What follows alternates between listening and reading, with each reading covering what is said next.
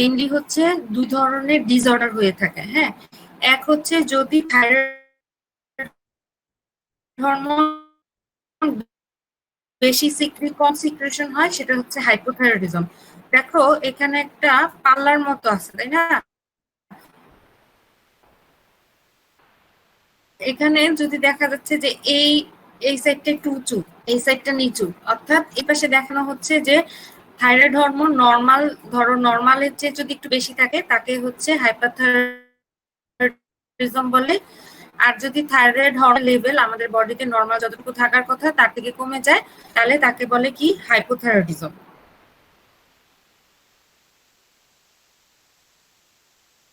এখন আমরা এনে দেখবো। তো প্রথমে হচ্ছে দেখো কজেস অফ হাইপারথাইরয়েডিজম। একটা হচ্ছে থাইরয়েড ওভার অ্যাক্টিভিটি, আর একটা হচ্ছে এক্সট্রা থাইরয়েড। মানে হচ্ছে থাইরয়েড ওভার অ্যাক্টিভিটি বলতে থাইরয়েড গ্ল্যান্ডের নিজেরই সমস্যা। হ্যাঁ, যার কারণে থাইরয়েড হরমোন বেশি বেশি সিক্রেট হচ্ছে। কিন্তু ধরো থাইরয়েড গ্ল্যান্ডটা যেখানে থাকে আমাদের, হ্যাঁ, ট্রাকিয়ার উপরে যেটা বাটারফ্লাইয়ের মতো থাকে, সেখানে ছাড়া অন্য কোথাও কোনো যেটা সমস্যা, কিন্তু সেটা থাইরয়েড হরমোনের উপর কি করছে, থাইরয়েড গ্ল্যান্ডের উপর একটা ইফেক্ট করতেছে, সেটাকে বলে এক্সট্রা থাইরয়েডাল। অর্থাৎ যেটা থাইরয়েড গ্ল্যান্ড রিলেটেড না, অর্থাৎ থাইরয়েড গ্ল্যান্ডের সমস্যার জন্য আলটিমেটলি হলো না, প্রাইমারি কজ অন্য কিছু, দেন তারপর কোনো কারণে থাইরয়েড হরমোন পরবর্তীতে ওই প্রথমে প্রাইমারি কজের কারণে সেকেন্ডারি হিসেবে থাইরয়েড হরমোন লেভেল বেড়ে গেছে, এটাকে বলা হয় এক্সট্রা থাইরয়েড। ঠিক আছে, তাহলে এখন দেখো thyroid over activity. Thyroid over অ্যাক্টিভিটির মধ্যে কি কি আছে এটা জাস্ট মুখস্থ, এখানে বুঝার কিছু নাই। এটা হচ্ছে গ্রেভস ডিজিজ, আর এটা হচ্ছে সলিটারি টক্সিক অ্যাডিনোমা। হ্যাঁ, সলিটারি টক্সিক অ্যাডিনোমা, আর একটা হচ্ছে টক্সিক মাল্টিনোডিউলার গয়টার। 4 নাম্বারটা হচ্ছে early stages of Hashimoto thyroiditis. 5 নাম্বারটা হচ্ছে thyroid hormone secreting pituitary tumour. Last one 6 নাম্বারটা হচ্ছে mutations causing constitutive activation of the TSH receptor. আর এক্সট্রা থাইরয়েডালের মধ্যে আছে আয়াট্রোজেনিক হাইপারথাইরয়েডিজম আর একটোপিক থাইরয়েড টিস্যু। তাহলে এটা বোঝানোর কিছু না, এটা জাস্ট মুখস্থ করবা। এখন দেখো তোমাদের যেটা মেইনলি আসে সেটা হচ্ছে তোমার, এটা হচ্ছে কি হাইপারথাইরয়েডিজম যে ডিজিজ, একটা রোগী আসলো তোমার কাছে, এখন হচ্ছে তুমি কি কি ক্লিনিক্যাল ফিচার বা তার কি কি সাইন সিমটম থাকবে, কি কি উপসর্গ থাকবে, যা দেখে তুমি সাসপেক্ট করতে পারো যে হ্যাঁ এই লোকটার হাইপারথাইরয়েডিজম একটা ডিজিজ থাকতে পারে। তাহলে তার কি কি থাকবে দেখো। প্রথমত তার হচ্ছে ওয়েট লস থাকবে, অর্থাৎ সে হয়তো বা হিস্ট্রি দিবে যে আমার 6-7 মাসেই 8-9 কেজি ওজন কমে গেছে। তারপর দেখো হিট ইনটলারেন্স। আচ্ছা, গরম তো সবার একটা, মানে দেখা গেছে কি যে নর্মাল অল্প গরমে যেখানে সবাই হচ্ছে নর্মালি থাকতেছে, কিন্তু তার সেই গরমে সে অত্যধিক ঘামছে বা তার খুব সমস্যা হচ্ছে, মানে সে এই হিটটাকে টলারেট করতে পারবে না। তারপর দেখো সোয়েটিং, মানে কি অনেক বেশি ঘাম হবে। ঠিক আছে, তারপর হচ্ছে ট্যাকিকার্ডিয়া। ট্যাকিকার্ডিয়া মানে হলো কি যে পালস রেট যদি নর্মালের চেয়ে বেড়ে যায় তাহলে তাকে বলে ট্যাকিকার্ডিয়া, সেই লোকের ট্যাকিকার্ডিয়া থাকবে। তারপরটা কি পালপিটেশন। পালপিটেশন হচ্ছে কি যে ওই যে অনেকে দেখবা বলবে যে বুক ধড়ফড় করে, এই পালপিটেশন থাকবে। তারপর দেখা যাবে তার সবসময় একটা হিস্ট্রি থাকবে যে ডায়রিয়া, লুজ ওয়াটারি স্টুল থাকবে। হ্যাঁ, তারপর দেখো কি হচ্ছে মাসেল উইকনেস থাকবে, মানে তার হচ্ছে মাসেল উইকনেস বলতে কি যে সে নর্মালি যেভাবে কাজ করার কথা সেভাবে করতে পারছে না। হ্যাঁ, তার মাসেলের উইকনেসের জন্য সে ঠিকমতো কাজ করতে পারছে না, এটাকে বলতে পারছে মাসেল উইকনেস আছে। তারপর দেখো থাকবে তার হচ্ছে নার্ভাসনেস থাকবে।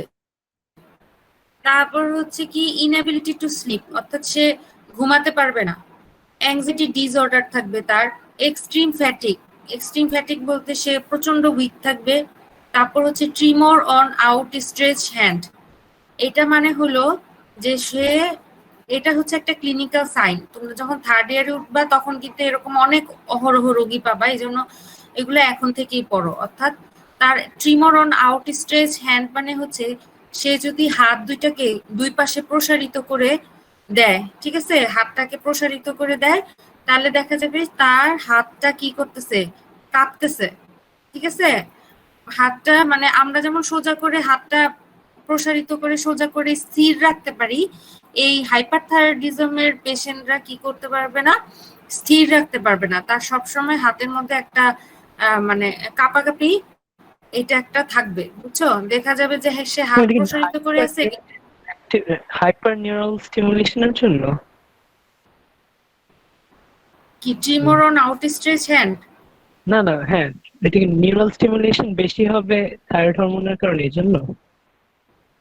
এটা হচ্ছে দেখো, due to increased reactivity of the synapse in the spinal cord, হ্যাঁ, that control muscle tone। অর্থাৎ নরমালি হচ্ছে আমরা মানে একটা রিফ্লেক্স দেখতে গেলে একবার যেটা মানে একবার একটা টাচ বা স্টিমুলাস দিয়ে যেটা পাবো, ওর ক্ষেত্রে দেখা যাবে কি তার মানে বেশি বেশি তার হচ্ছে মানে রিফ্লেক্সটা তার বেশি হবে। হ্যাঁ, নিউরাল স্টিমুলেশনটা বেশি। হ্যাঁ, কারণ হাইপারথাইরয়েডিজম, এই যে এখন তোমরা একটু একটু অনেকে কোরিলেট করে পড়তে পারো, আসলে আমি এগুলো এত বলতেছি না কেন, এত এগুলো তোমাদের লাগবে না বা সবাই হয়তো বা বুঝবা না। এইটা হচ্ছে কি, যেমন থাইরয়েড ফাংশন তুলো যে সিনাপটিক অ্যাক্টিভিটি বাড়াবে, রেটিকুলার অ্যাক্টিভিটি বাড়াবে, মাইলিনেশন করবে, বলছিলাম। নর্মাল লেভেলে থাকবে, নর্মাল কাজ করবে, কিন্তু যদি এক্সেস লেভেলে থাকে তখন তো সে বেশি বেশি সিনাপস করতেছে, রেটিকুলার অ্যাক্টিভিটি আরো বাড়ায় দিচ্ছে, যার কারণে কিন্তু এই পেশেন্ট গুলা দেখবা এই যে ইনএবিলিটি টু স্লিপ, এই কারণে কিন্তু ঘুমাতে পারে না। অর্থাৎ তাদের সিম্প্যাথেটিক অ্যাক্টিভিটি বেশি থাকবে, বুঝছো। মানে তারা সবসময় টেনশনে থাকবে, নার্ভাসনেস থাকবে, অ্যাংজাইটি ডিসঅর্ডারে ভুগবে, ঠিক আছে। এগুলা দেখো, এখানেও যদি দেখো, তাহলে কি আমি এগুলোর কজ গুলা বলবো তোমাদেরকে? আচ্ছা, একবার একবার করে বলি, দেখো বুঝো কিনা। ওয়েট লস কেন থাকবে?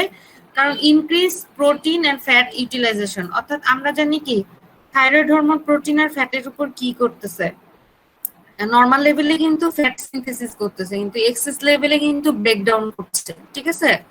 এবং প্রোটিন সিনথেসিসও কিন্তু থাইরয়েড হরমোন করে, কিন্তু এক্সেস লেভেলে কিন্তু ব্রেকডাউন করে, যার কারণে শরীরে যদি ফ্যাট আর প্রোটিন যদি ব্রেকডাউন হয়ে যায় তখন তার কি হবে, ওয়েট লস হবে। তারপর দেখো হিট ইনটলারেন্স কি কারণে হয়। হিট ইনটলারেন্স এই কারণে হয়, আমরা থাইরয়েড হরমোন কিন্তু বলছি যে ক্যালোরিজেনিক ইফেক্ট আছে, অর্থাৎ থাইরয়েড হরমোন আমাদের বডিতে মেটাবলিজমের রেটটা বাড়ায় দিয়ে বডিতে হিট প্রোডাকশন করে। তো এমনিতেই তার বডিতে এমনিতেই অনেক হিট, যার কারণে এনভায়রনমেন্টের নর্মাল হিটে তার কাছে একটা সে টলারেট করতে পারবে না, ঠিক আছে। সোয়েটিং কেন হয়? কারণ থাইরয়েড হরমোন কি করতেছে, স্কিনের ভেসেলের ভেসোডাইলেশন করতেছে, ভেসোডাইলেশন করবে এবং ক্যাটেকোলামাইনটাকে বাড়ায় দিবে রেসপন্সটাকে, যার কারণে সোয়েটিং হবে। দেখো ট্যাকিকার্ডিয়া কেন হবে? কারণ আমরা থাইরয়েড হরমোনের হার্টের উপর ফাংশন করেছি, সেটা হচ্ছে কি, একটা হচ্ছে ক্রোনোট্রপিক ইফেক্ট আর হচ্ছে আয়নোট্রপিক ইফেক্ট।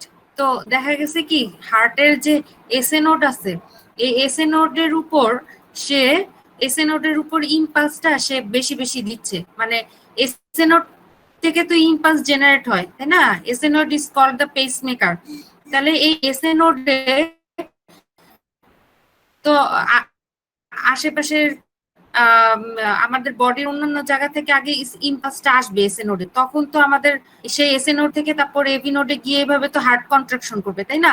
তো থাইরয়েড হরমোন কি করবে দেখো, direct effect on SA node and enhance response to the catecholamine. অর্থাৎ থাইরয়েড হরমোনের কি হবে, যদি বেশি হয় তাহলে এসএ নোডের ইম্পালসটা বেশি বেশি আরো বেশি বেশি যাবে, যার কারণে হার্টের কি করবে, কন্ট্রাকশনটা বেশি হবে, তখন হার্ট রেটও বাড়বে, যার কারণে একে বলতেছে ট্যাকিকার্ডিয়া।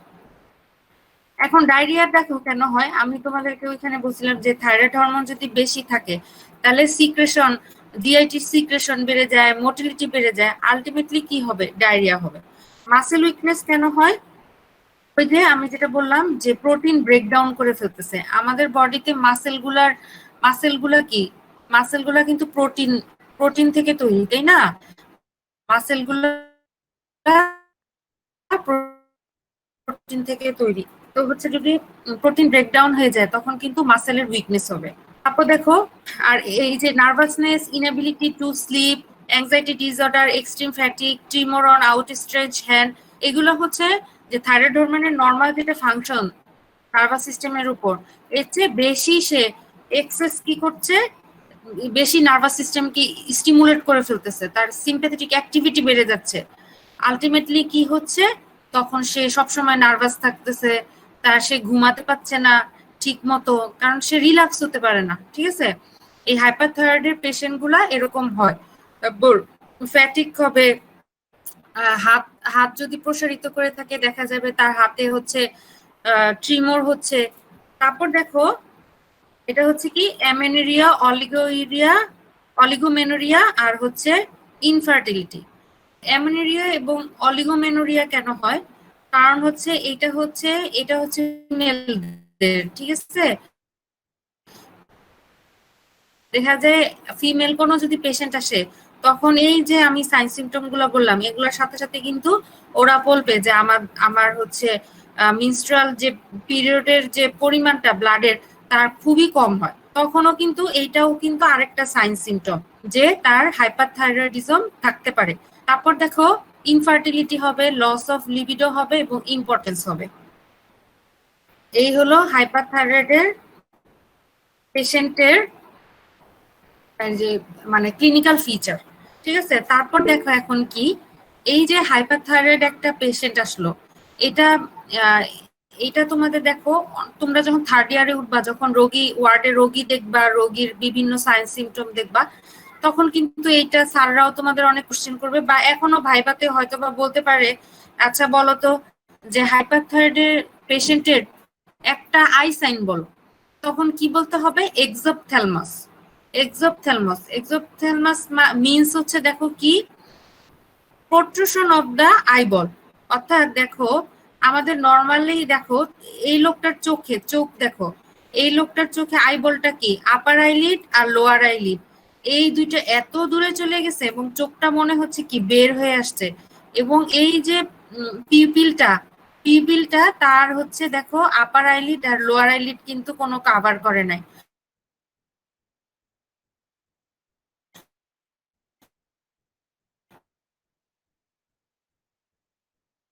অথচ নর্মালি আমাদের চোখ দেখো, আমার পুরো অর্ধেক পর্যন্ত আবার আইলিডটা ঢেকে আছে, কিন্তু এই লোকটার কি চোখটা এত মানে চোখ, এটা মানে এটা না চোখটা বড় হয়ে গেছে, ওর চোখটা কি বের হয়ে আসতে চাচ্ছে। এটার কারণটা দেখো কি কি বলছে, oedematous swelling of the retroorbital tissue and degenerative changes in the extraocular muscle. এত তোমাদের বোঝার দরকার নাই, তোমরা এটা মনে রাখবা যে এক্সোপথ্যালমাস হচ্ছে হাইপারথাইরয়েড পেশেন্টের হ্যাঁ একটা আই সাইন। এবং এটা কেন হয়, কারণ হচ্ছে যে এই যে চোখের পিছনে যে এক্সট্রা অরবিটাল টিস্যু আছে, এই টিস্যুগুলোর কি হয়, অনেক সোয়েলিং হয়। সোয়েলিং হওয়ার কারণে তার চোখটা এরকম মানে পিছন দিকে সোয়েলিং হয় দেখে মনে হচ্ছে যে আই বলটা যেন বের হয়ে আসছে। ঠিক আছে, মানে এখানে বলছে degenerative changes in the extraocular muscle, মানে উইক হয়ে যাওয়া, মানে ফাইব্রোটিক টিস্যু স্কার টিস্যু দিয়ে রিপ্লেস হওয়া, ওইটাই। হ্যাঁ, মানে হচ্ছে নর্মাল যে এক্সট্রাঅকুলার মাসেল গুলা যেমন চোখটাকে মানে এক্সট্রাঅকুলার মাসেল গুলার কাজ কিন্তু কিছু কিছু আছে কন্ট্রাকশন করে, কিছু কিছু রিল্যাক্সেশন করে, কিন্তু তার যেহেতু ডিজেনারেটিভ চেঞ্জ হয়ে যাচ্ছে, অর্থাৎ তার হচ্ছে কি নর্মাল মাসেলের যে কন্ট্রাকশন রিল্যাক্সেশন করার পাওয়ার সেই সেই অ্যাকশনটা চেঞ্জ হয়ে যাচ্ছে। ঠিক আছে, যার কারণে কিন্তু তার দেখা গেছে কি এক্সট্রাঅকুলার মাসেল গুলার ঠিক মতো কাজ করতে পারতেছে না। এক্সট্রাঅকুলার মাসেলের কাজ কি, যে আইবলটাকে সুন্দর করে ধরে রাখা এবং হচ্ছে কন্ট্রাকশন রিল্যাক্সেশনে সাহায্য করা, তাই না? তখন তখন কিন্তু দেখা যাচ্ছে যে এক্সট্রাঅকুলার মাসেলের ফাংশনটা কিন্তু ঠিক মতো করতে পারতেছে না, দেখেও কিন্তু এইটা আরেকটা কজ যে চোখটা মনে হচ্ছে কি যে বের হয়ে আসছে। ঠিক আছে, মানে মনে করো যে ধরো তুমি একটা হাড়ি একটা ওই যে হাড়ি যে এরকম কি বলে কিছু সুতা দিয়ে যে এরকম ইয়ের মতো করে যে ঝুলায় রাখে না অনেক সময়, তো ওইটা যদি ঠিক মতো হাড়িটাকে যদি বিয়ার না করতে পারে, তার যদি ডিজেনারেটিভ চেঞ্জ বলতে মানে কি, এক কথায় ধরো যে এইজড হয়ে গেছে, মানে বুড়া বয়সে যেরকম হয়ে যাওয়ার কথা অল্প বয়সেই তার এরকম হয়ে যাবে, তখন সে কি করবে? ধরো তুমি একটা মানে হচ্ছে একটা মানে কি বলবো যে পাটের ব্যাগের মধ্যে ওই যে পাট দিয়ে যে সুতা দিয়ে বানায় সেটার মধ্যে হাড়ি রাখছো, কিন্তু সেটা ওই পাটের সুতাগুলা তার হচ্ছে চিরে চিরে যাচ্ছে, ঠিক মতো কন্ট্রাকশন করে যে হাড়িটা ধরে রাখবে সেটা পারবে না, তখন কি হাড়িটা নিচ দিয়ে কিন্তু পড়ে যেতে থাকবে, তাই না? সেম এখানে সেম এরকম, বুঝছো? হাইপোথাইরয়েডিজম মানে হচ্ছে থাইরয়েড হরমোনের যে লেভেল, নরমাল লেভেল তার থেকে যদি কম সিক্রেশন হয়। এখন এই হাইপোথাইরয়েডিজমের কজও এখানে বলা আছে, আসলে এটা মুখস্থ করা ছাড়া বুঝার কিছু নাই, এখানে জাস্ট কিছু নাম। হাশিমোটো থাইরয়েডাইটিস এর আর্লি স্টেজ হাইপারথাইরয়েডিজম দেয়, আর হাশিমোটো থাইরয়েডাইটিস হাইপোথাইরয়েডিজম দেয়। হাশিমোটো থাইরয়েডাইটিস বলো, মানে আমি আর্লি বুঝি। স্টেজেসটা মানে আগে হাইপারথাইরয়েডিজমে ছিল যে early stage of Hashimoto thyroiditis hyperthyroidism করে, মানে হাইপারথাইরয়েডিজমের যে রিজনস গুলো।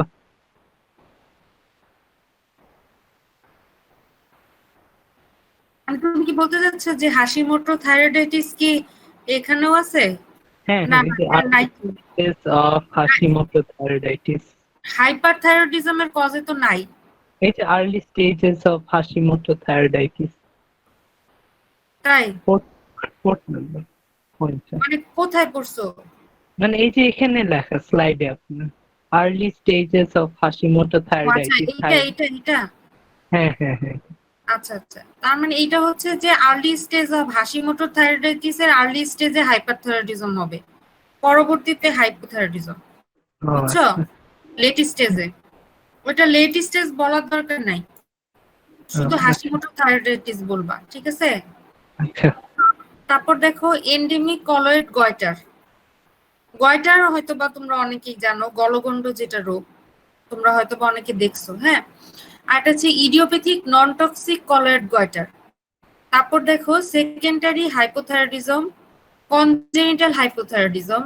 আর্ট্রোজেনিকের মধ্যে, আর্ট্রোজেনিক বলতে কি, যে তুমি কোনো ড্রাগ নিচ্ছ বা কোনো রেডিয়েশনের কারণে যদি, অর্থাৎ মেডিসিন বা কোনো বা মানে তোমার এটা বডি থেকে নিজস্ব তৈরি হচ্ছে না, এক্সটার্নাল কোনো এক্সপোজারের কারণে হাইপোথাইরয়েডিজম যদি হয়, যেমন ধরো রেডিও অ্যাক্টিভ আয়োডিন অ্যাবলেশন, ঠিক আছে? যদি কোনো ধরো কেউ এরকম জায়গায় রেডিও অ্যাক্টিভ জায়গায় কাজ করে কেউ, তাহলে হচ্ছে মানে যেখানে রেডিয়েশন বেশি, তখন তার রেডিও অ্যাক্টিভ আয়োডিন অ্যাবলেশন হয়ে যাবে।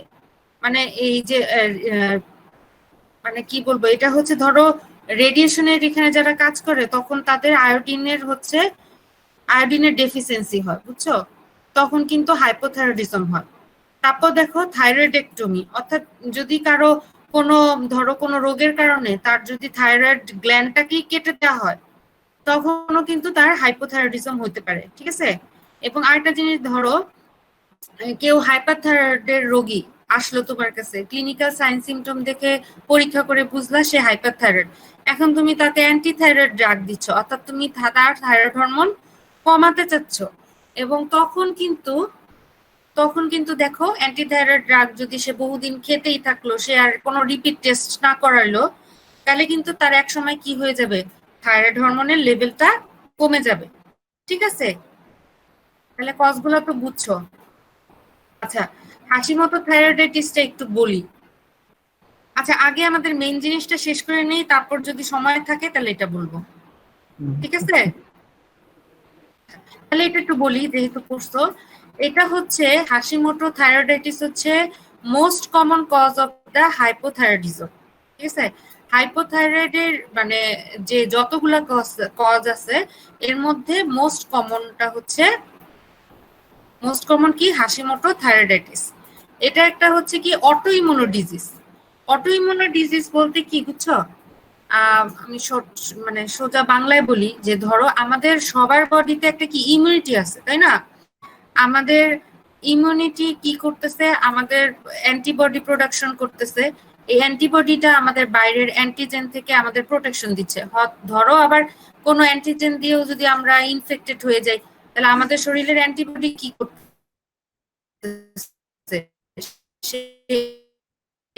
অ্যান্টিজেনকে মেরে আমাদের দিকে সে কি করতেছে, যে প্রোটেকশন দিচ্ছে, তাই না?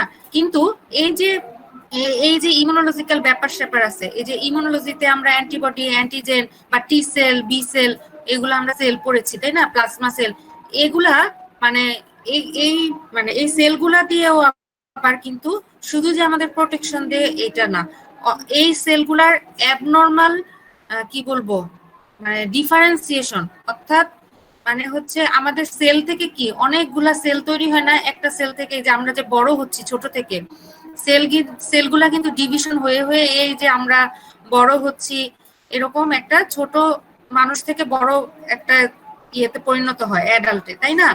ঠিক কিন্তু আমাদের বডিতে ডিফারেন্সিয়েশন, ডিভিশন এগুলা হয়ে আমাদের বডিতে কাজ করে। কিন্তু যদি এরকম হয় যে অ্যাবনর্মাল ডিভিশন বা অ্যাবনর্মাল ডিফারেন্সিয়েশন, ম্যাচুরেশন হচ্ছে, তখন কিন্তু আমাদের এই অটো ইমিউনো ডিজিজ হয়। অটো মানে স্পন্টেনিয়াস, বুঝছো? নিজে নিজে এটা তৈরি হচ্ছে। তো এত বেশি কিছু তোমাদের জানার দরকার নেই। দেখো, auto immuno antibodies and infiltrating cytotoxic T cell, ঠিক আছে?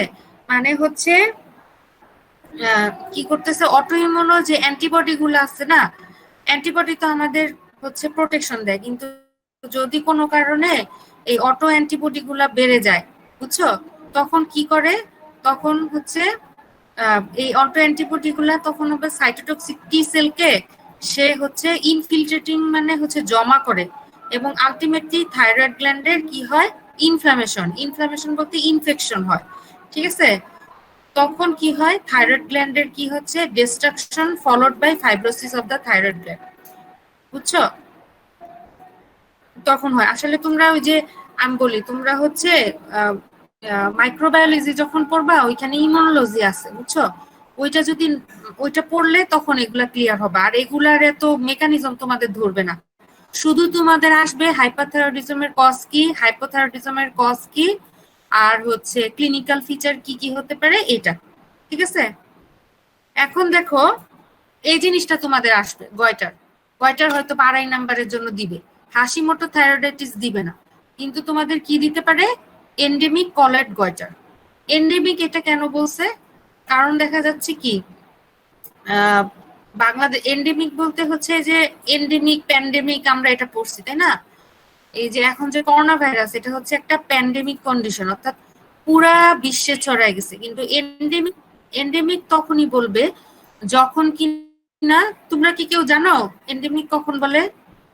এন্ডেমিক যখন একটা রিজন স্পেসিফাইড ডিজিজ, হ্যাঁ, একটা রিজিয়ন, ধরো বাংলাদেশের কিছু কিছু জায়গায় এই গলগণ্ড রোগটা দেখা যায়, অর্থাৎ গয়টারটা দেখা যাচ্ছে, এটা হচ্ছে এন্ডেমিক। যদি এমন হইতো যে বাংলাদেশের সব জেলায় ছড়ায় পড়ছে এবং দেশের বাইরেও এরকম ছড়ায় গেছে, সেটাকে প্যান্ডেমিক বলে। কিন্তু এটা হচ্ছে এন্ডেমিক, অর্থাৎ বাংলাদেশের কিছু কিছু জেলায় এই মানে দেখা যাচ্ছে যে এই কলয়েড গয়টার রোগী পাওয়া যায়। হ্যাঁ, এখন দেখো এই গয়টার জিনিসটা কি, goitre in large proportion of the population in certain geographic area. Geographic area বলতে যে বাংলাদেশের যে মানচিত্র আছে ওইখানে দেখবা যে কিছু কিছু জায়গায়, অর্থাৎ ময়মনসিং বা হচ্ছে হিল ট্র্যাক্স এর এরিয়া গুলাতে, ঠিক আছে, ওসব জায়গায় দেখা যায় গয়টার রোগী দেখা যায়, ঠিক আছে? এখন দেখো, iodine contained in food and water is deficient. এটার কারণটা কি, যদি ওই এলাকার মানুষ যে খাবার বা পানিটা খাচ্ছে সেটাতে যদি আয়োডিনের পরিমাণ কম থাকে, তাহলে কিন্তু তার কি হচ্ছে, গয়টার হচ্ছে। এখন এই যে দেখো, এখানে আমি কিন্তু বাংলাদেশের ম্যাপ দেখাচ্ছি, এখানে দেখো, এই দেখো এখানে রংপুরে প্রচুর এই গলগণ্ড বা গয়টার রোগী আছে, ঠিক আছে? তারপর দেখো এই যে নীলফামারী, দিনাজপুর, তারপর গাইবান্ধা, মানে পুরা রংপুর ডিস্ট্রিক্টটাই, বুঝছো? তারপর এদিকে দেখো চিটাগাং এর এখানে, যদিও কিন্তু কি চিটাগাং এর এখানে আমাদের কি আছে, কক্সবাজার আছে, প্রচুর লবণ উৎপন্ন হয়, তাই না? কিন্তু তাদের লবণে কি থাকছে না, আয়োডিন থাকতেছে না, যার কারণে লবণ খেয়ে লাভ নাই যদি আয়োডিন না থাকে। তোমরাও যে বাসায় লবণ খাও সেটাতে চেক করে দেখবা যে আয়োডিন আছে কিনা। এখনকার বাজারের লবণ গুলাতেও আয়োডিন নাই, লেবু দিয়ে তো চেক করা যায়, এটা তো জানো। আচ্ছা, তারপর দেখো মাইমেসিং, ঠিক আছে। এখন আমাদের সময় আমাদেরকে একটা কোশ্চেন করতো, তোমাদের জানি না কোশ্চেন করবে কিনা, বলতো যে হচ্ছে ভাইবাতে করতো যে এই এরিয়া গুলাতে কেন হচ্ছে তোমার, কেন মানে আয়োডিন ডেফিসিয়েন্সি কেন হচ্ছে। এটার কারণ হচ্ছে দেখো, এই যে রংপুরের এদিকে কিন্তু দেখো একদম বাংলাদেশের বর্ডার শেষ, তাই না? তোমরা বে অফ বেঙ্গলের থেকে দূরে সেজন্য, হ্যাঁ হ্যাঁ বলো। মানে বঙ্গোপসাগর থেকে দূরে। না না, বঙ্গোপসাগর থেকে দূরে না, চিটাগাং তো বঙ্গোপসাগরের কাছেই ছিল, কিন্তু তারপরেও কিন্তু ওইখানকার মানুষের গলগণ্ড রোগ দেখা যায়। কেন হয় আমি বলছি, দেখা যাচ্ছে রংপুরের এদিকে কিন্তু অনেক মানে পাহাড়ি এলাকা আছে বর্ডারের কাছে, বুঝছো, এবং ওইখানে কিন্তু বৃষ্টি টিষ্টিও বেশি হয়। তো দেখা যায় কি জানো, যখন অনেক বৃষ্টি হয় এবং পাহাড় থেকে যে মানে পানিটা নেমে আসে, বুঝছো, উঁচু জায়গা থেকে, তখন সেই উঁচু জায়গার বৃষ্টির পানি প্লাস হচ্ছে এই পাহাড় থেকে যে পানি নেমে আসে, এগুলা কি করে যে মানে মাটি যে আছে, মাটি ধুয়ে এইভাবে নিয়ে চলে যায় না, তখন ওই মাটিতে যে লবণ আছে, আয়োডিন আছে, মেনলি কিন্তু আয়োডিন থাকে হচ্ছে মাটিতে, হ্যাঁ। ওই ওই বৃষ্টির পানি তখন ওই মাটির যে আয়োডিন সেটাকে ধুয়ে নিয়ে চলে যায়, বুঝছো। লিচিং হচ্ছে যার সয়েলের নিচে। যার কারণে কিন্তু যার কারণে তাদের ওই যে আয়োডিনের অভাব, তারা যে শুধু সেটাতে আয়োডিন নাই সেটা না, তারা যে মনে করো শাকসবজি বা তাদের ওই মাটিতে যে শাকসবজি বা যেটাই হোক না কেন, বা হচ্ছে তোমার মাটির নিচের পানি, হ্যাঁ, টিউবওয়েল দিয়ে তুলতেছে, সেখানেও কিন্তু আয়োডিনের অভাব দেখা যাচ্ছে। বা শাকসবজি যেটা তৈরি হচ্ছে সেখানেও হচ্ছে, যেহেতু মাটিতে আয়োডিন নাই, শাকসবজিও সেখানে আয়োডিনের অভাব, বুঝছো। তারপর দেখো যে ময়মনসিং, সেম কারণ, ময়মনসিংও কিন্তু ওই দিক দিয়ে বর্ডার, এখানে পাহাড় টাহাড় আছে, বৃষ্টি হয়, আর এখানে তো পাহাড়, এই কারণটা, বুঝছো। তারপর দেখো, এখন আমি যেটা বলবো এটা তোমাদের একটু মনে রাখতে হবে, এটা হচ্ছে কি, যে গয়টার রোগটা যে হচ্ছে, এটার মানে হওয়ার মেকানিজমটা কি, কেন হচ্ছে। দেখো, প্রথমে হচ্ছে কি, আমরা জানি যে আয়োডিনের অভাবে গলগণ্ড রোগ হয়। তাহলে দেখো এখানে লেখা lack of iodine, lack of iodine থাকলে কি হবে, আমরা থাইরয়েড হরমোন বায়োসিনথেসিসে কিন্তু পড়েছি, তাই না, যে আয়োডিন আয়োডিন হয়, তাই না, অক্সিডেশন হয়ে আয়োডিনেশন হয়ে কাপলিং হয়ে কিভাবে থাইরয়েড হরমোন তৈরি হয়, মনে আছে না সবার। কিন্তু এখানে দেখো, এখানে যদি আয়োডিনের থাইরয়েড গ্ল্যান্ডে তাহলে আয়োডিন নাই, তাহলে সে কি করতে পারতেছে না, থাইরয়েড হরমোন মতো না। দেখো এখানে লেখা নো প্রোডাকশন অফ TH4।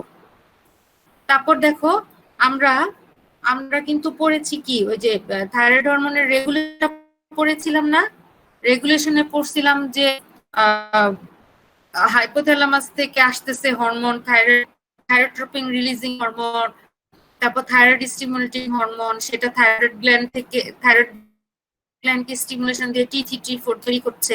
আবার T3T4 যদি বেশি হয়ে যায়, তাহলে সে আবার গিয়ে কি করতেছে, পিটিউটারিকে ইনহিবিশন করতেছে, যাতে থাইরয়েড স্টিমুলেটিং হরমোনটা কম সিক্রেশন হয়, মনে আছে।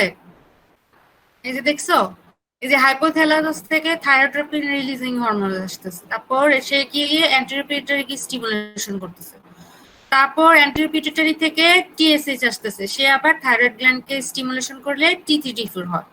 T3T4 হতে হতে যখন এক্সেস হয়ে যাবে, তখন সে কি করতেছে, নিজে গিয়ে অ্যান্টেরিয়র পিটিউটারিকে বলতেছে যে আর তুই থাইরয়েড স্টিমুলেটিং হরমোন তৈরি করিস না, যদি আরো তৈরি করস তাহলে হচ্ছে কি হবে, থাইরয়েড গ্ল্যান্ডকে আরো স্টিমুলেশন করবে, তখন আরো T3T4 তৈরি হবে।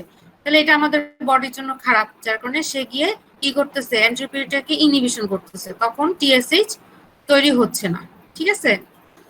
যে আমাদের আয়োডিনের অভাবে থাইরয়েড গ্ল্যান্ড ঠিক মতো থাইরয়েড হরমোন তৈরি করতে পারতেছে না বডিতে, তাহলে থাইরয়েড হরমোন যদি তৈরি করতে না পারে তাহলে অ্যান্টেরিয়র পিটুইটারিকে ইনহিবিশন দেওয়ার কেউ থাকলো না। তখন অ্যান্টেরিয়র পিটুইটারি থেকে কি হবে, টিএসএইচ সিক্রেশন, ইচ্ছা মতো টিএসএইচ সিক্রেশন হবে। টিএসএইচ এর কাজ তো একটাই, থাইরয়েড গ্ল্যান্ডকে গিয়ে স্টিমুলেশন দিবে যে আরো হরমোন তৈরি করো। তখন কি ওই থাইরয়েড হরমোন গুলা টি3টি4 তখন বেশি বেশি এই থাইরয়েড গ্ল্যান্ড থেকে তৈরি হচ্ছে, এবং সে কি করতেছে, টি3টি4 এর ফাংশন কিন্তু হলো থাইরয়েড গ্ল্যান্ডের গ্রোথ বাড়ায় দিচ্ছে, বুঝছো? যার কারণে আমরা যে রোগী গলগণ্ড রোগী দেখবা গলার মধ্যে বড় একটা টিউমারের মতো হয়ে আছে, কারণ তার থাইরয়েড গ্ল্যান্ডটা এরকম বড় হয়ে আছে। এটার কারণটা কি বুঝতে পারছো এবার? এটা বুঝছো? জি ম্যাম। এবার দেখো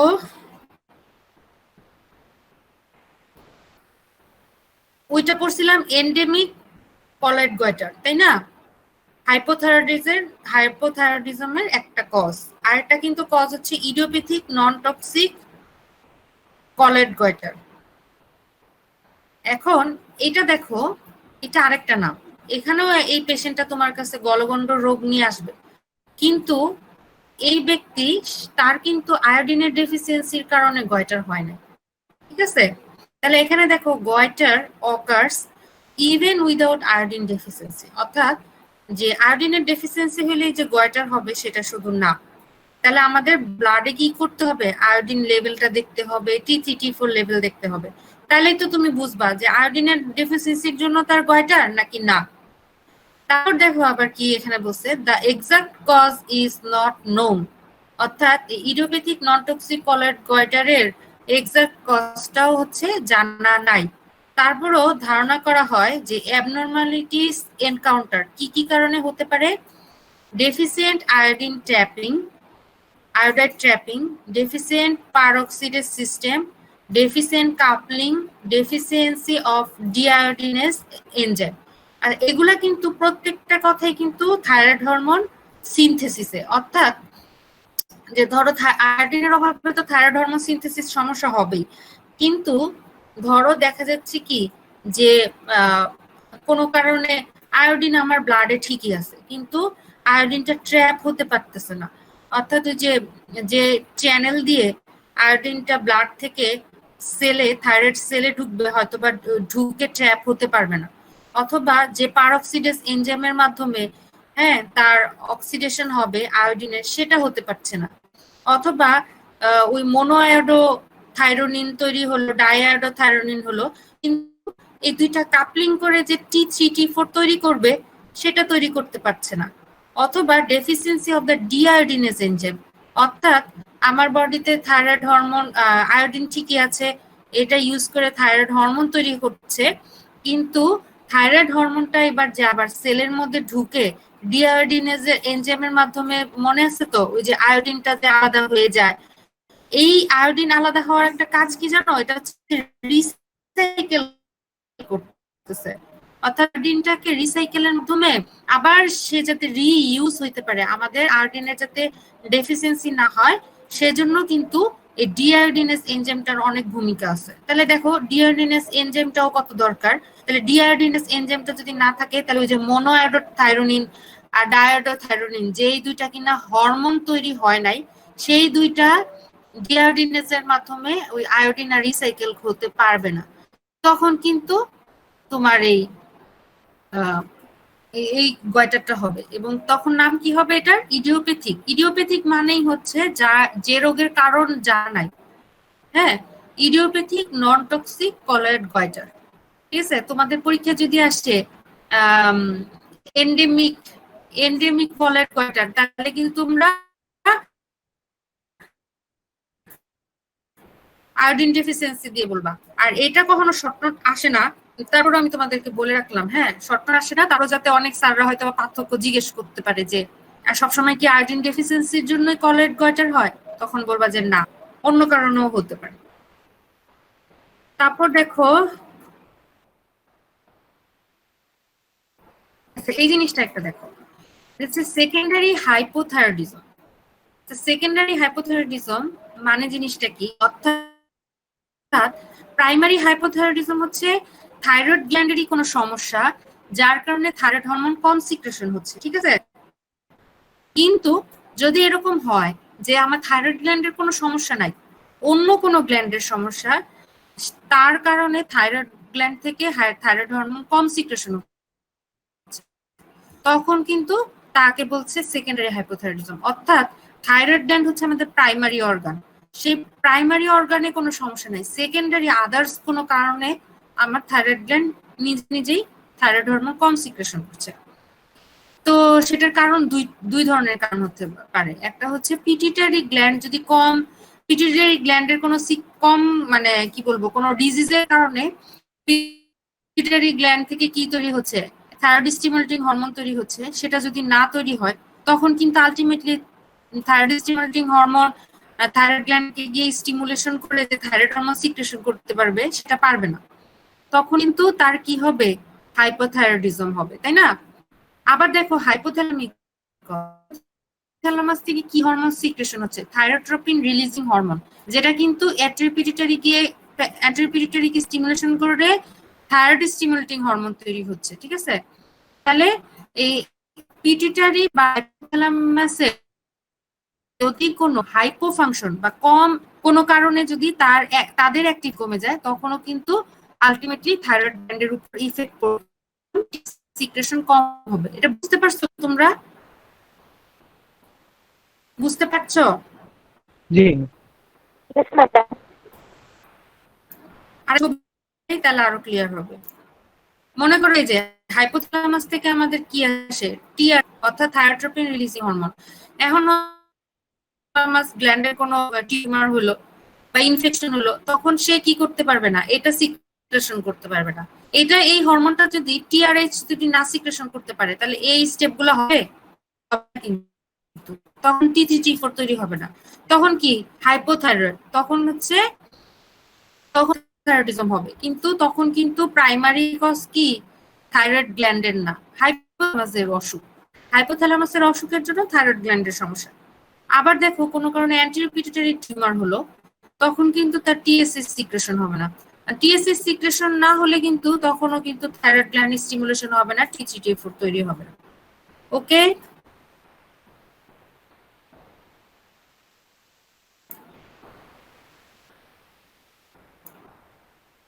এখন দেখো কজগুলা তাহলে কি, হাইপোপিটুইটারির কজ হচ্ছে tumours, pituitary surgery, irradiation, infiltrative disorder, Sheehan's. আর হাইপোথ্যালামিক কজ হচ্ছে টিউমার, ট্রমা, ইনফিলট্রেটিভ ডিসঅর্ডার। এখন দেখো ক্লিনিক্যাল ফিচার অফ হাইপোথাইরয়েডিজম। হাইপোথাইরয়েডিজমের কজ পড়েছি, হাইপোথাইরয়েডিজমের দুইটা ডিজিজ পড়লাম, একটা হচ্ছে এন্ডেমিক কলয়েড গয়টার, আর একটা হচ্ছে idiopathic non toxic colloid goitre. আর একটা হচ্ছে কি clinical feature of the hypothyroidism এখন পড়বো। হ্যাঁ, আমরা হাইপারথাইরয়েডিজমে দেখেছিলাম ওয়েট লস, এখানে কি হবে, ওয়েট গেইন। তারপর হচ্ছে কোল্ড ইনটলারেন্স, ফ্যাটিক, তারপর হচ্ছে somnolence, depressed growth of the hair, scaling of the skin, constipation, ওইখানে পড়ছিলাম কিন্তু ডায়রিয়া। তারপর দেখো slow and weak pulse, slow reflexes, slow mental response. কারণ ওই যে থাইরয়েড হরমোন নার্ভাস সিস্টেমকে ভালো করে স্টিমুলেশন করতে পারতেছে না, যার কারণে এগুলো সব স্লো হয়ে যাবে, পালসও স্লো হয়ে যাবে, কারণ এসএনওকে ঠিক মতো স্টিমুলেশন দিচ্ছে না, সার্কুলেটিং ক্যাটেকোলামাইনের লেভেলও কমে যাচ্ছে, বুঝছো। তারপর দেখো ওখানে পড়েছিলাম আমরা অ্যামোনেরিয়া বা অলিগোমেনোরিয়া, অর্থাৎ ডিক্রিজ মিনস্ট্রুয়াল ব্লাড, আর এখানে কিন্তু এক্সেসিভ সিক্রেশন হবে। তারপর এখানেও ইনফার্টিলিটি হবে, এখানেও ইম্পর্টেন্স হবে। এখন দেখো এই জিনিসটা তোমাদের আসে শর্ট নোট হিসেবে হয়তো পরীক্ষা আসবে, কনজেনিটাল হাইপোথাইরয়েডিজম। অর্থাৎ ধরো হচ্ছে মায়ের পেট থেকে কোনো বাচ্চা যদি কি হয়, মায়ের থাইরয়েড হরমোনের কোনো সমস্যা আছে কম, ঠিক আছে, থাইরয়েড হরমোন কম, তখন কি হবে, বাচ্চারও থাইরয়েড হরমোন কম হবে, ঠিক আছে। এইটাকে বলতেছে আচ্ছা মা থেকে যেটা বাচ্চা পাচ্ছে, মায়ের হাইপোথাইরয়েড ছিল দেখে যে বাচ্চা হলো তারও হচ্ছে কি হলো, হাইপোথাইরয়েড, তাহলে সেটাকে বলতেছে কনজেনিটাল হাইপোথাইরয়েডিজম। এখানে কজগুলো দেখো, maternal iodine deficiency, fetal thyroid dysgenesis, inborn errors of thyroid hormone synthesis, maternal antithyroid antibody that cross the placenta, fetal hypopituitary hypothyroidism. এই কজগুলো তোমরা মুখস্থ করবে, এগুলা জ্ঞাননের। হ্যাঁ, তারপর দেখো ক্রিটিনিজম। ক্রিটিনিজম কাকে বলতেছে? Extreme hypothyroidism during fetal life, infancy or childhood. অর্থাৎ থাইরয়েড হরমোন লেভেলটা কম এবং এক্সট্রিম লেভেলে কম, এবং এটা কখন? অ্যাডাল্ট বয়সে না। যদি কারো ফিটাল লাইফ, ইনফ্যান্সি আর চাইল্ডহুডে এই এক্সট্রিম হাইপোথাইরয়েডিজম থাকে, তাকে তখন বলতেছে কি? ক্রিটিনিজম। এবং এটার কজ কিন্তু সেম, ওই যে কনজেন্টাল হাইপোথাইরয়েডিজমের যে কজ, সেরকমই কজ। দেখো, congenital lack of thyroid gland, genetic defect of the gland, lack of iodine in diet. তোমাদের কনজেন্টাল হাইপোথাইরয়েডিজমটা আসবে না পরীক্ষায়, কিন্তু তোমাদের পরীক্ষায় কিন্তু ক্রিটিনিজম আসবে। ক্রিটিনিজম দিয়ে একটা শর্ট নোট দিবে, তখন তোমরা ক্রিটিনিজম কাকে বলে বলবা, কজ বলবা। ঠিক আছে? তারপর দেখো এই যে ক্লিনিক্যাল ফিচার অফ দ্য ক্রিটিনিজম বলবা। এইটা খুবই খুবই ইম্পর্টেন্ট। তোমরা এটা শর্ট নোট আসে। হ্যাঁ, এটা ভালো করে মুখস্থ করবা। এটা দেখো লেখা কি? মে appear normal at the time of birth. অর্থাৎ একটা বাচ্চা জন্ম হলো, তুমি তাকে দেখে নর্মালি মনে করবা, তার কোনো সমস্যা হয়তো বা নাও পেতে পারো। তারপর দেখো আফটার ফিউ উইকস, অর্থাৎ কিছুদিন যাওয়ার পর দেখবা সে বাচ্চা স্লাগিশ মুভমেন্ট, মেন্টাল রিটার্ডেশন। অর্থাৎ একটা বাচ্চা যেমন হওয়ার পরে যেমন জোরে জোরে কান্না করে, হাত পা নাড়াচাড়া করে, এই বাচ্চার হচ্ছে খুবই স্লাগিশ। সবাই বলবে কি এই বাচ্চাটা খুবই শান্ত বাচ্চা, সবাই তাকে আদর করবে, কিন্তু থাইরয়েড হরমোন ডেফিসিয়েন্সি হয়েছে, এটা কিন্তু কেউ বুঝবে না, তাই না? তারপর দেখো skeletal growth is more inhibited কেন? আমরা থাইরয়েড হরমোন ফাংশনে বলেছিলাম, তোমাদের মনে আছে কিনা জানি না, সেটা হচ্ছে যে থাইরয়েড হরমোন কি করতেছে? বোনসের গ্রোথ এবং ম্যাচুরেশন করাচ্ছে। কিন্তু গ্রোথ হরমোন কিন্তু বোনসেরও যেমন গ্রোথ করায়, সফট টিস্যু সেল এগুলারও কিন্তু গ্রোথ করে, তাই না? এই জন্য এখানে বলছে কিন্তু skeletal growth is more inhibited. অর্থাৎ যেই বাচ্চার থাইরয়েড হরমোন ডেফিসিয়েন্সি, তার কিন্তু গ্রোথ হরমোন ডেফিসিয়েন্সি নাই, তাহলে তার কি হবে? বোনসের গ্রোথের সমস্যা হবে, কিন্তু তার সফট টিস্যু অর্থাৎ বডির যে সেল টেল এগুলা কিন্তু তার গ্রোথে কোনো সমস্যা হবে না। তখন তার কি হবে? এগুলোতে তার সমস্যা হবে না। ঠিক আছে? দেখা যাচ্ছে কি বেবি বা ক্রিটিনিজম যেসব বাচ্চা, সেগুলো এমন শান্তশিষ্ট থাকতে হয়, হাড় স্কেলিটন গ্রোথ কম, কিন্তু দেখবা যে তার গ্রোথ টিস্যুর তো সমস্যা থাকে না, তখন এই যে সফট টিস্যু গ্রোথে বাচ্চাটা খুব আদুস নুদুস থাকে। ঠিক আছে? দেখো skeletal growth is more inhibited than the soft tissue growth, যার কারণে এই বাচ্চাগুলো কি হবে? ওবেস হবে, স্টকি অ্যান্ড শর্ট অ্যাপিয়ারেন্স। অর্থাৎ স্কেলেটাল গ্রোথ যেহেতু কম, তার হচ্ছে শর্ট অ্যাপিয়ারেন্স হবে। Obstruct swallowing and breathing. Big tongue মানে কি? জিহ্বাটা অনেক বড় হবে, এবং এত বড় হবে অনেক সময় কি করতেছে যে তার আমরা যে ইসোফেগাস দিয়ে আমরা কি করতেছি? আমাদের খাবারটা যাচ্ছে, আর তার পিছনের দিকে আছে কি? ট্রাকিয়া, তাই না? ট্রাকিয়া দিয়ে আমরা শ্বাস প্রশ্বাস নিচ্ছি। তাহলে দেখা যাচ্ছে কি হয়তোবা এত বড় টাং তার, যে অনেক সময় মানে ওই ইসোফেগাসের উপর অবস্ট্রাকশন করে ফেলবে বা ট্রাকিয়ার উপর অবস্ট্রাকশন করে ফেলবে। তখন তার কি হবে? খাবার গিলতে গেলে কষ্ট হবে, বা শ্বাসকষ্ট নিতে গেলে, মানে শ্বাস নিতে গেলে কষ্ট হবে। ঠিক আছে? এবং এটা তোমরা একটা কোশ্চেন করতে পারো, কেন বিগ টাং? টাঙে কি কোনো স্কেলেটন আছে? টাংটা কিন্তু সফট টিস্যু, তাই না? Soft tissue. হার্ড টিস্যু হচ্ছে বোন, সফট টিস্যু হচ্ছে সেল, তাই না? সেল গুলা আমাদের বডি সেল। তাহলে এই টাঙও তাহলে কি হবে? টাঙের গ্রোথ অনেক বেশি হবে, যার কারণে তার কি হবে? টাংটা বড় হবে। পর্যন্ত কি কারো কোনো সমস্যা আছে?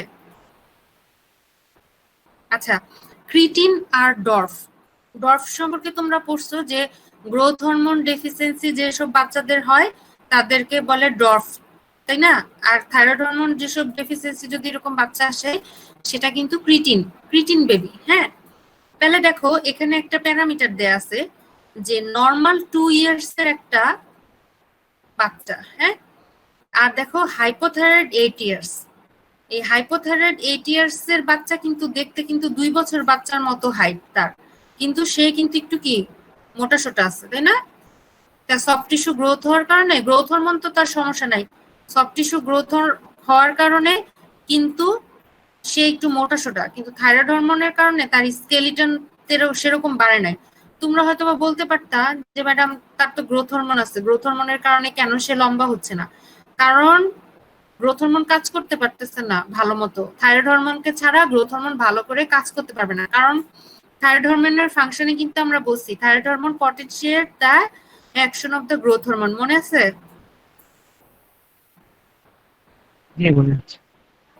আচ্ছা, এখানে দেখো আবার ডর্ফ, নট হাইপোথাইরয়েড 8 ইয়ার্স। দেখো যার ডর্ফ হবে অর্থাৎ গ্রোথ হরমোন ডেফিসিয়েন্সি, সেই বাচ্চাও কিন্তু ওই 2 ইয়ার্স এর 8 ইয়ার্স এর বাচ্চা কিন্তু 2 ইয়ার্স এর বাচ্চার সমান, তাই না? 2 ইয়ার্স এর নরমাল বাচ্চার সমান, কিন্তু সে দেখো আবার একটু শুকনা টুকনা, অর্থাৎ তার তো সফট টিস্যু গ্রোথ হচ্ছে না কারণ তার গ্রোথ টিস্যু কম। অর্থাৎ আর অপরদিকে দেখো 8 ইয়ার্স এর বাচ্চা আসলে কতটুকু হাইটে হওয়া উচিত ছিল, অথচ 8 ইয়ার্স এর বাচ্চা কিরকম। ঠিক আছে, এটা হচ্ছে ক্রিটিন আর ডর্ফের মধ্যে। আচ্ছা, এই পার্থক্যটা পড়ে নাও, পরীক্ষা আসবে কি আসতেও। দেখো ক্রিটিন হচ্ছে different parts of the body আর disproportionate. Different parts of the body কেন ডিসপ্রপোর্শনেট বলছে? কারণ ওই যে স্কেলিটাল গ্রোথ কম কিন্তু সফট টিস্যু তার ঠিকই বড় হচ্ছে, তাই না? এই জন্য তাকে ডিসপ্রপোর্শনেট গ্রোথ হচ্ছে, আর ডর্ফে কিন্তু প্রপোর্শনেট গ্রোথ হবে। হ্যাঁ, ক্রিটিন বেবি থাইরয়েড হরমোন কিন্তু একটা ব্রেন ডেভেলপমেন্ট করে, যেহেতু আমি তোমাদেরকে এর আগে ক্লাসে পড়াইছি। তাহলে কি হবে? যেহেতু ব্রেন ডেভেলপমেন্ট ঠিক মতো হচ্ছে না, তাহলে কি হবে? মেন্টাল রিটার্ডেশন হবে ক্রিটিন বেবির। অপরদিকে ডর্ফের যে বাচ্চা দেখবা তাদের আইকিউ ঠিকই ভালো, ওই 8 ইয়ার্স এর বাচ্চার মতোই আইকিউ আছে, হ্যাঁ, কিন্তু ক্রিটিন বেবিদের কিন্তু মেন্টাল রিটার্ডেশন হবে। আর ক্রিটিনিজমে হচ্ছে রিপ্রোডাক্টিভ ফাংশনও এফেক্টেড হবে, কিন্তু ডর্ফে কিন্তু রিপ্রোডাক্টিভ ফাংশন মেবি নর্মাল থাকতে পারে, কিন্তু ক্রিটিনিজমে কি হবে? রিপ্রোডাক্টিভ ফাংশন হচ্ছে এফেক্টেড হবে, কারণ হচ্ছে থাইরয়েড হরমোন কি রিপ্রোডাক্টিভ অর্গানের উপরও ফাংশন আছে, আমি তোমাদেরকে পড়াইছিলাম, তাই না? এখন দেখো এই যে ক্রিটিন বেবি এখন 3 ইয়ার্স এর মধ্যে যদি মানে কোনো বাচ্চার যদি ক্রিটিনিজম ধরা পড়ে এবং এটা যদি আর্লি ডায়াগনোসিস হয়, তাহলে কিন্তু এই বাচ্চাগুলো থাইরয়েড হরমোন থেরাপি দিলেই কিন্তু তাদের পুরো সম্পূর্ণ ডেভেলপমেন্ট, মেন্টাল রিটার্ডেশন আর থাকে না। ঠিক আছে, দেখো with adequate iodine or thyroxine normal return of the physical growth, এমনকি গ্রোথও তার খুব ভালো হবে। Unless treated within a few weeks after birth, remains permanently mental retarded. মানে এই ট্রিটমেন্টটা শুরু করতে হবে after birth, within a few weeks after birth, অর্থাৎ জন্মের কিছুদিনের মধ্যেই তার এই ট্রিটমেন্টটা শুরু করতে হবে, নাহলে কিন্তু তার মেন্টাল রিটার্ডেশন থেকেই যাবে। Screening programs developed world wide, অর্থাৎ আমাদের দেশে কিন্তু একটা বাচ্চা জন্ম হলে তার কিন্তু সাথে সাথে থাইরয়েড হরমোনের লেভেলটা দেখে না, কিন্তু এখানে বলতেছে যে হ্যাঁ এই স্ক্রিনিংটা করা উচিত, যে বাচ্চা জন্ম হওয়ার পর এই স্ক্রিনিংটা করা উচিত। One of the commonest treatable causes of mental retardation, অর্থাৎ মেন্টাল রিটার্ডেশনের অনেক কজ আছে। মেন্টাল রিটার্ডেশন মানে কি? তার মেন্টাল গ্রোথটা ঠিক মতো হচ্ছে না। হ্যাঁ, মেন্টাল রিটার্ডেশনের অনেক কজ আছে, কিন্তু এটা হচ্ছে one of the most common treatable, অর্থাৎ চিকিৎসা করলে ভালো হবে, চিকিৎসায় মেন্টাল রিটার্ডেশন ভালো হবে। এখন দেখো মিক্সিডিমাটাও তোমাদের শর্ট নোট আসে। হ্যাঁ, এটা খুব তাড়াতাড়ি বলে যাই। Extreme hypothyroidism in the adult, ওইটা ছিল ক্রিটিনিজম ছিল ইন দ্য ইনফ্যান্ট অথবা চাইল্ডহুডে, ঠিক আছে, কিন্তু এটা কিন্তু extreme hypothyroidism in adults characterised by general oedematous appearance. আচ্ছা দেখো, এই মিক্সিডিমার এই কজগুলো পড়ার দরকার নাই, কিভাবে হয় মিক্সিডিমা এটা দরকার নাই, ঠিক আছে। এটা দেখো ক্লিনিক্যাল ফিচার, দেখো ক্লিনিক্যাল ফিচার হচ্ছে এই লোকটা কিরকম থাকবে, সোয়েলিং অফ দ্য ফেস, তার মুখটা দেখো একদম সোয়েল, মনে হবে যে অনেক ফুলে আছে, হ্যাঁ। ব্যাগিনেস আন্ডার দ্য আইস, অর্থাৎ এই দেখো চোখের নিচেও ফোলা, এটাকে বলতেছে ব্যাগিনেস আন্ডার দ্য আইস, এই দেখো চোখের নিচে। তারপর হচ্ছে অ্যাথেরোস্ক্লেরোসিস। অ্যাথেরোস্ক্লেরোসিস মানে কি, তার ব্লাড ভেসেল যে মানে ওই যে কি ফ্যাট ফ্যাট টিস্যু জমে জমে তার অ্যাথেরোস্ক্লেরোসিস হবে, হ্যাঁ। লো পিচড ভয়েস, তার হচ্ছে কি লো পিচড ভয়েস হচ্ছে লো হাই পিচ আর লো পিচ কি, লো পিচ হচ্ছে মোটা কণ্ঠস্বর হবে, তাই না। হাই পিচের যারা তাদের হচ্ছে কণ্ঠস্বরটা কি হয় চিকন, আর এদেরটা হবে কি লো পিচড। আর এটা হচ্ছে পুয়ার হিয়ারিং, অর্থাৎ কানে কম শুনবে। স্লার্ড স্পিচ, ঠিক মতো কথাও বলতে পারবে না, হ্যাঁ। আর এটা হচ্ছে কার্পাল টানেল সিনড্রোম, এটা একটা সিনড্রোম, এটা তোমরা থার্ড ইয়ারে গেলে তখন পড়বা, এটা এখন দরকার নাই, শুধু এতটুকু মুখস্থ করবা, হ্যাঁ। এখন একটা জিনিস আমাদের ভাইভাতে কিন্তু অনেক সময় ধরতো, যে একটা কোশ্চেন ধরতো যে ধরো হাইপোথাইরয়েডের একটা পেশেন্ট আসলো তোমার কাছে, না পেশেন্ট আসলো না, মানে হাইপোথাইরয়েডিজমের একটা পেশেন্ট, তুমি টেলিফোনে কথা বলেই বুঝে ফেললা সে হাইপোথাইরয়েডের পেশেন্ট, তাহলে কিভাবে বুঝবা, কারণ কি যে হাইপোথাইরয়েডিজমের পেশেন্ট বা মিক্সিডিমা যে, হ্যাঁ, তার কণ্ঠস্বরটা হবে লো পিচড, অর্থাৎ তার কণ্ঠটা অনেক ভারী হবে। ফোনে তুমি ওভার ফোনে কথা বললে কিন্তু তুমি বুঝতে পারবে, আমাদের সময় এটা ভাইবাতে ধরতো, হ্যাঁ। তারপর দেখো এটা শেষ, তাহলে ক্লিনিক্যাল ফিচার শেষ, এবার thyroid function test. Thyroid function test আমরা হচ্ছে তিনটা জিনিস দেখি, একটা হচ্ছে ফার্স্ট লাইন, আচ্ছা দুইটা জিনিস, একটা হচ্ছে ফার্স্ট লাইন ইনভেস্টিগেশন, আর হচ্ছে কজ দেখার জন্য এই টেস্টগুলো করি। ফার্স্ট লাইন ইনভেস্টিগেশন হচ্ছে মেইনলি টিএসএইচ, সেরাম টিএসএইচ দেখবা এবং সেরাম ফ্রি টি3টি4 দেখবা, ঠিক আছে। আর কজ বের করার জন্য এগুলা thyroid auto antibody, radio isotope imaging, ultrasound, FNC, ঠিক আছে। ফার্স্ট লাইন হচ্ছে টিএসএইচ আর হচ্ছে ফ্রি টি3টি4। এফএনএসসি ফুল ফর্ম কি? হ্যাঁ, এফএনএসসি ফুল ফর্ম কি? এফএনএসি মানে হচ্ছে ফাইন নিডল অ্যাসপিরেশন সাইটোলজি, অর্থাৎ এই প্যাথোলজির ওরা করে, অর্থাৎ একটা খুব চিকন সুই দিয়ে দেখা যায় ওই যে যেখানে কোনো টিউমার থাকে সেখানে ওই সুইটা ঢুকায়, ওইখান থেকে সেল নিয়ে আসে, বুঝছো। তারপর সেটা, হ্যাঁ বলো, বায়োপসির মতো, হ্যাঁ হ্যাঁ বায়োপসির মতো। আচ্ছা, এবার দেখো ইন্টারপ্রিটেশন, তাহলে কিভাবে হাইপারথাইরয়েডিজম কিভাবে দেখবা। অনেকে কিন্তু শুধু সিঙ্গেল একটা টেস্ট করে টিএসএইচ, হ্যাঁ টিএসএইচ অনেকে দেখবা অনেক জায়গায় গেলে, এগুলার অনেক জায়গায় অনেক দাম, তো করতে গেলে টাকা বেশি লাগে, অনেক গরিব রোগী আসলে আমরা একটা দিই, সেটা হচ্ছে টিএসএইচ লেভেল। টিএসএইচ যদি কম থাকে হাইপারথাইরয়েডিজম, টিএসএইচ বেশি থাকলে হাইপোথাইরয়েডিজম, ঠিক আছে। কিন্তু দেখো টিএসএইচ কম কিন্তু ফ্রি টি3টি4 কিন্তু বেশি থাকবে হাইপারথাইরয়েডিজমে, আর হাইপোথাইরয়েডিজমে হচ্ছে ফ্রি টি3টি4 কম থাকবে কিন্তু টিএসএইচ বেশি থাকবে।